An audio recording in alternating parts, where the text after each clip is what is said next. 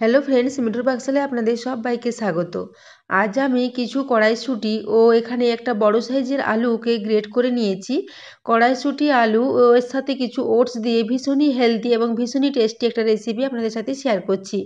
এজন্য প্রথমেই গ্যাসে একটা কড়াই বসিয়ে দিয়েছি। তাতে আমি এখানে কড়াইশুঁটিটা নিয়ে নিচ্ছি। কড়াইশুঁটিটা আগে থেকে ধুয়ে পরিষ্কার করে রাখা আছে এবং একটা আলু গ্রেট করে আলুটাকেও খুব ভালো করে জলে পরিষ্কার করে ধুয়ে জলটা ঝরিয়ে রেখে দিয়েছি। সেই আলু ও কড়াইশুঁটিটা এখানে নিয়ে নিচ্ছি। আলুটাকে গ্রেট করে নিয়েছি, তাহলে এটা খুব চটজলদি সেদ্ধও হয়ে যাবে এবং এটা যখন মিক্স করব তখন এটা খুব সহজেই মিশে যাবে। সেই জন্য এখানে আলুটাকে একটা গ্রেটারের বড় ছিদ্রটা দিয়ে গ্রেট করে নিয়েছি। তো এরপর আলু ও কড়াইশুঁটিটাকে জলের মধ্যে দিয়ে দিলাম। এই সাথে আমি স্বাদ মতো একটু লবণও দিয়ে দিয়েছি। এরপর লবণ দিয়ে খুব ভালো করে এটাকে একটু মিশিয়ে নিচ্ছি। এখানে আমি হাফ কাপ পরিমাণে জল দিয়েছি। জল দিয়ে এইভাবে আলু ও কড়াইশুঁটিটাকে খুব ভালো করে মিশিয়ে নিয়েছি। এখানে আমি কড়াইশুঁটি নিয়েছি 150 গ্রাম পরিমাণে এবং আলুটা নিয়েছি একটা বড় সাইজের আলু। তো এরপর সমস্ত কিছু মিশিয়ে নিয়ে 4 মিনিটের জন্য এটাকে ঢাকা দিয়ে মিডিয়াম ফ্লেমে রেখে দিয়েছিলাম। তো দেখুন এখন জলটা অনেকটাই শুকিয়ে এসেছে এবং আলু ও কড়াইশুঁটিটা চেক করে নিচ্ছি। আলু তো সেদ্ধ হয়ে যাবে, কিন্তু কড়াইশুঁটিটাও খুব ভালো মতো সেদ্ধ হয়ে গেছে। তো দেখুন এখানে চেক করে নিলাম, কড়াইশুঁটিটা খুব ভালো মতো সেদ্ধ হয়ে গেছে। এরপর এটাকে আমি একটা স্ম্যাশারের সাহায্যে এগুলোকে একটু স্ম্যাশ করে নেব। তো বন্ধুরা, আজকের এই রেসিপিটা যদি ভালো লেগে থাকে তাহলে অবশ্যই চ্যানেলটি সাবস্ক্রাইব করে আমার পাশে থাকবেন এবং পাশে থাকা বেল আইকনটি অবশ্যই প্রেস করে রাখবেন। তাহলে আমি যে কোনো নোটিফিকেশানই ছাড়ি না কেন তার সবার আগে আপনার কাছে পৌঁছে যাবে। তো দেখুন এখানে একটা স্ম্যাশারের সাহায্যে খুব ভালো করে এটাকে স্ম্যাশ করে নিচ্ছি। এটা গরম অবস্থাতে স্ম্যাশ করে নিচ্ছি। তো দেখুন এইভাবে এটাকে ক্রমাগত একটু নাড়াচাড়া করতে করতে খুব ভালো মতো এটা স্ম্যাশ হয়ে যাবে। যেহেতু আলুটা তো খুবই নরম হয়ে গেছে এবং কড়াইশুঁটিটাও খুব ভালো মতো সেদ্ধ হয়ে গেছে। তবে কড়াইশুঁটি যদি দু একটা মোটা অংশ থেকে যায় তাতেও কোনো অসুবিধে নেই। তো দেখুন এরপর এটাকে ম্যাশারের সাহায্যে খুব ভালো করে স্ম্যাশ করা হয়ে গেছে। এদিকে আমি একটা মিক্সিং জার নিয়ে নিয়েছি। তাতে মেজারিং কাপ মেপে হাফ কাপ পরিমাণে এখানে ওটস নিয়ে নিচ্ছি। ওটসটাকে মিক্সিং জারের মধ্যে দিয়ে খুব ভালো করে একটু গুঁড়ো গুঁড়ো করে নেব। তো বন্ধুরা, আজকের এই রেসিপিটা যদি ভালো লেগে থাকে তাহলে অবশ্যই বন্ধুদের সাথে একটু শেয়ারও করে দেবেন এবং রেসিপি ভালো লাগলে একটা লাইক করতে ভুলবেন না। তো দেখুন এটাকে মিক্সিতে দিয়ে খুব ভালো করে গুঁড়ো করে নিয়েছি। এদিকে আমি আলু ও কড়াইশুঁটির যে মিশ্রণটা সেটা এখন নিচে নামিয়ে ঠান্ডা করে নিয়েছি। এরপর চামচে করেও এটাকে আরেকবার ভালো করে মিশিয়ে নিচ্ছি। যদি এর বেশি মোটা অংশ থেকে যায় সেজন্য এটাকে চামচে করে আবারও একটু ভালো করে মিশিয়ে নিচ্ছি। তো বন্ধুরা, আজকের এই রেসিপিটা আপনারা সকালের ব্রেকফাস্টে বা বাচ্চাদের স্কুলের টিফিনের জন্য বা বিকেলের দিকে স্ন্যাক্স হিসেবেও বানিয়ে খেতে পারেন। ভীষণই টেস্টি একটা রেসিপি। তো এটাকে দেখুন চামচে করে নাড়াচাড়া করতে করতে খুব ভালো করে আবারও একটু মিক্স করে নিয়েছি। এরপর আমি ওই যে ওটসের গুঁড়োটা করে রেখেছিলাম সেই ওটসের গুঁড়োটা এখানে দিয়ে দিচ্ছি। এরপর এর সাথে দিয়ে দেবো হাফ কাপ পরিমাণে সুজি।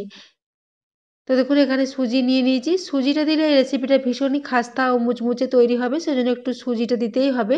তো এরপর এখানে 1 চা চামচ পরিমাণে ভাজা জিরের গুঁড়ো দিয়েছি এবং 1/4 চা চামচ পরিমাণে এখানে গোলমরিচের গুঁড়ো দিয়েছি। এই সাথে 1 টুকরো পরিমাণে আদা নিয়ে এটাকে একটা গ্রেটারের সাহায্যে গ্রেট করে নিচ্ছি। আমি এই রেসিপিটা সম্পূর্ণ নিরামিষভাবে তৈরি করেছি, তবে আপনারা চাইলে এখানে পেঁয়াজ রসুনের ব্যবহারও করতে পারেন। সেক্ষেত্রে এখানে খুবই ছোটো ছোটো করে একটু পেঁয়াজ কুচি মিশিয়ে দিতে পারেন এবং একটু রসুনও গ্রেট করে এখানে মিশিয়ে নিতে পারেন। সেক্ষেত্রে এটা ভীষণই টেস্টি হবে। তো এখানে আমি দুটো কাঁচা লঙ্কাকে কুচি কুচি করে কেটে রেখেছিলাম, সেই কাঁচা লঙ্কা দুটো দিয়ে দিয়েছি। ওই সাথে হাফ চা চামচ পরিমাণে ধনে গুঁড়ো দিয়েছি এবং ওই সাথে 1/4 চা চামচ পরিমাণে একটু গরম মশলার গুঁড়ো দিয়েছি। এরপর এখানে আবারও স্বাদ মতো একটু লবণ দিয়ে দিলাম। এরপর এখানে 1 মুঠো পরিমাণে ধনেপাতা কুচিয়ে রেখেছিলাম, সেই ধনেপাতা কুচোনোটা দিয়ে দিয়েছি। এরপর সমস্ত কিছুকে দিয়ে হাতে করে খুব ভালো করে এটাকে মিশিয়ে নিচ্ছি। প্রথমে সমস্ত কিছু আগে ভালো করে মিশিয়ে নেব, তারপর যদি জলের ব্যবহার করতে হয় সেক্ষেত্রে একটু জল এখানে মিশিয়ে নেব। তো দেখুন এখানে আমি প্রায় 3 চামচ মতো একটু জল দিয়ে দিলাম। যেহেতু সুজি ও ওটসটা ভিজে গেলে অনেকটাই বেড়ে যায়, সেজন্য একটু জল দিয়ে এটাকে একটু নরম করে মেখে নেব। যেভাবে আমরা রুটি তৈরি করার ডো তৈরি করি সেরকম একটা বেশ নরম ডো তৈরি করে নেব। তো দেখুন দেখেই বুঝতে পারছেন ডোটা খুবই নরম মতো করেই তৈরি করেছি। তো এটা খুব ভালো করে যখন মাখা হয়ে যাবে এটাকে এভাবে রেখে দেবো প্রায় 5 থেকে 7 মিনিটের জন্য একটু রেস্টে। তাহলে সুজি এবং ওটস দুটোই জল টেনে অনেকটাই বেড়ে যাবে। তো দেখুন এরপর আমি এটাকে 7 মিনিট পর ঢাকাটা খুলে নিলাম। এখন ডোটা দেখে নিচ্ছি। ডোটা এখন আগের থেকে অনেকটাই শক্ত হয়ে গেছে, যেহেতু সুজি ও ওটস দুটোই খুব বেশি জল টেনে নেয়। তো দেখুন এখন ডোটা অনেকটাই শক্ত হয়ে গেছে। এটাকে হাতে করে আবারও খুব ভালো করে একবার মেখে নিয়েছি। এরপর হাতে একটু ভালো করে তেল মাখিয়ে নিয়েছি। এরপর এর থেকে কয়েকটা বেশ মিডিয়াম আকারের ডো কেটে নেবো এইভাবে। তারপর হাতের সাহায্যে এইভাবে একটু গোল গোল করে চ্যাপ্টা চ্যাপ্টা করে নেব। তো এইভাবে আমি কয়েকটা টিক্কির মতো করে এগুলোকে তৈরি করে নেব। তো বন্ধুরা, এটাকে আপনারা ওটস ও কড়াইশুঁটির টিক্কিও বলতে পারেন বা কাটলেটও বলতে পারেন। এইভাবে ছোট ছোট করে কাটলেটও আপনারা তৈরি করতে পারেন, সেক্ষেত্রে ওটা ভীষণ ভালো হবে খেতে। তো দেখুন এরপর আমি একটা এখানে তৈরি করে নিয়েছি। এইভাবে একটু গোল গোল করে চ্যাপ্টা চ্যাপ্টা করে নিচ্ছি। চ্যাপ্টা চ্যাপ্টা হলে এটা তেলের মধ্যে ভাজতে সুবিধা হবে। তো দেখুন এরপর আমি আবারও কতকটা ডো নিয়ে এইভাবে হাতের সাহায্যে এগুলোকে তৈরি করে নিচ্ছি। তো এইভাবে আমি প্রত্যেকটা টিকিয়াকে তৈরি করে নেব একইভাবে। তো দেখুন এখানে আমার দুটো তৈরি করা হয়ে গেছে। ওই একই পদ্ধতিতে আমি সবগুলোই তৈরি করে নেব।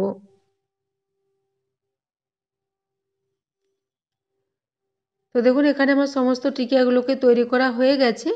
এরপর আমি এখানে একটু গার্নিশিং করে নেব। তার জন্য এখানে কিছু ভাঙা কাজু নিয়ে নিয়েছি। এরপর এর মধ্যেখানে একটা করে ভাঙা কাজু এইভাবে বসিয়ে দেব। তাহলে এটা দেখতেও সুন্দর লাগবে এবং বাচ্চারা এরকম ধরনের রেসিপি ভীষণই পছন্দ করবে এবং কাজু দিলে এর টেস্টটাও ভালো হবে। তো সেই জন্য দেখুন এর মধ্যেখানে দিয়ে একটু করে হাতে করে চাপ দিলে এটা খুব ভালো মতো মধ্যেখানে বসে যাবে। তো দেখুন প্রত্যেকটা টিকিয়ার উপরে আমি একটা করে কাজু বাদাম এভাবে দিয়ে দিয়েছি। এদিকে গ্যাসে আমি হাফ কাপ পরিমাণে ঘি আগে থেকে এখানে ঘিটা গলিয়ে গরম করে রেখেছিলাম। তারপর গ্যাসের ফ্লেমটা একদম লোতে করে দিয়েছি। লো ফ্লেমে আমি এই টিকিয়াগুলোকে দিয়ে দিচ্ছি। তবে সমস্ত টিকিয়াগুলোকে একেবারে ভাজা যাবে না। এগুলো যতগুলো দেওয়া যায় ততগুলো একেবারে ভেজে নেব। তারপর দুবারে করে এই টিকিয়াগুলোকে আমি ভেজে নেব। তো দেখুন এইভাবে আমি টিকিয়াগুলোকে দিয়ে দিচ্ছি এই ঘিয়ের মধ্যে। তো দেখুন এরপরে জায়গা করে আবারও একটা এখানে দিয়ে দিলাম। এখানে আমার মোট 8টা টিকিয়া দিয়েছি। এখনো পর্যন্ত 5টা রয়ে গেছে। এই 5টা আমি পরে ভেজে নেব। তো এগুলোকে আমি একটু উল্টে পাল্টে লাল লাল করে ভেজে নেব। তো দেখুন এগুলো আমি 1 মিনিট পরে এক পিঠ উল্টে দিচ্ছি। একদিকটা হালকা একটু লাল লাল হয়েছে, তারপরে এগুলোকে উল্টে দিচ্ছি।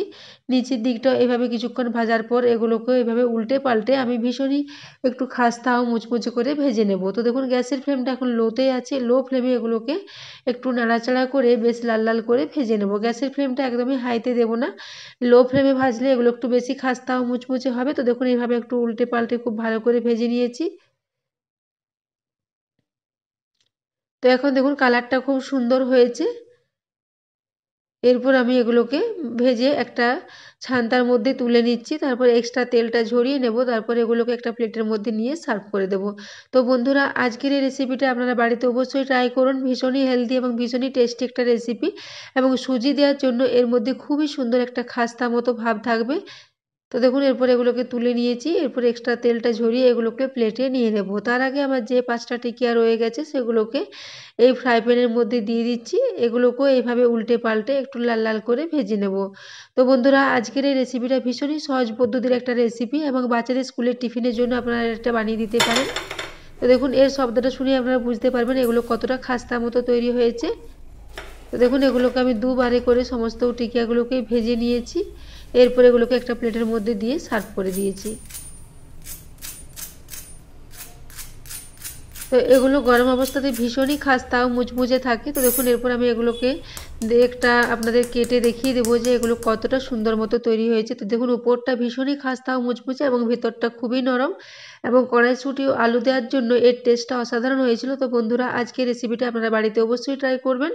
তো আজকের রেসিপিটি এতক্ষণ পর্যন্ত দেখার জন্য আপনাদের অশেষ ধন্যবাদ।